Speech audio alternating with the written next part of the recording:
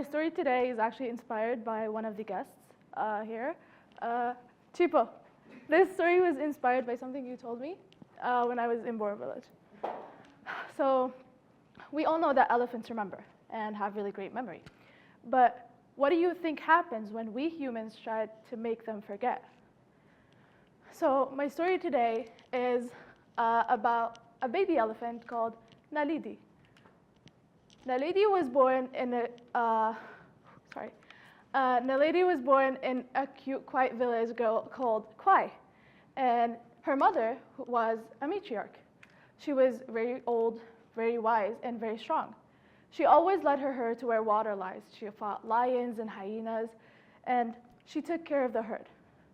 But one of the most important things she taught Naledi was, whatever happens, and when someone we know dies, we always go look for them. We find their location, we find their remains, and we mourn multiple times, not just once. Because forgetting is worse than dying. So for elephants, when one of them dies, they return. They smell the bones, and they remember, and they sing songs. It's like a funeral for them. So one year, the drought continued, and water was abundant. Land cracked like old skin, and food grew thin.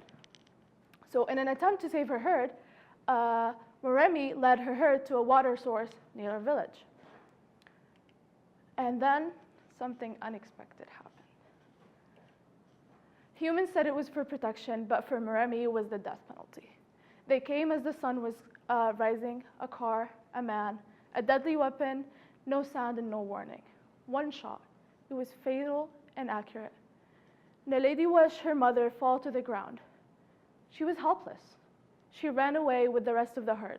And by the time the sun was fully exposed, they took everything. They took the trunk, the tusk, the body, the meat, and even the bones. After the car left, the herd returned, hoping to mourn and find the body to honor it. Naledi ran where her mother once lied, but there was nothing, not even her scent embedded into the ground. The group circled the spot. They walked around, they listened, they waited, but there was nothing to hold. Nothing to smell and nothing to return to. They all agreed that this is not how it should be, because even the dead and people who are no longer with us deserve dignity.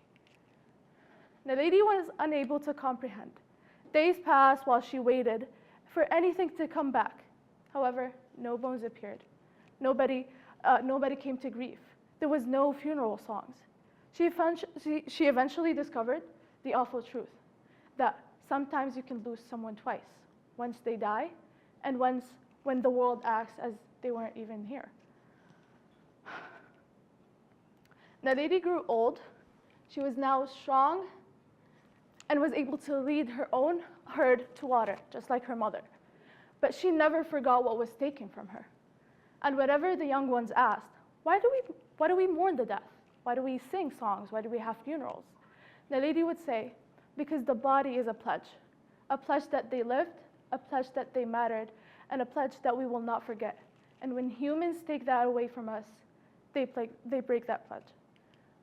So this is based on real stories that we humans overlook when it comes to poaching. According to multiple studies done in Kenya and Botswana, many elephants, when they see bodies or bones or remains of other elephants specifically, they touch the body, they move it around, they honor it, they start humming and singing songs as a way to honor it. So, in conclusion, when we humans steal the remains of those elephants with the intention of protecting our kind, we don't just steal a body, we steal a memory and a legacy. We rob those emotional creatures the right to mourn, grieve, and honor their loved ones. Their bones and their bodies are not trophies for us to collect. They are meant to be visited and honored. And it's not just unethical, it is inhumane. If we humans claim to be the moral high ground of the planet, then we must realize that grief, sadness, and loss don't only apply to us humans, but for other creatures. So when they're able to remember, why do we humans try to make them forget? Thank you.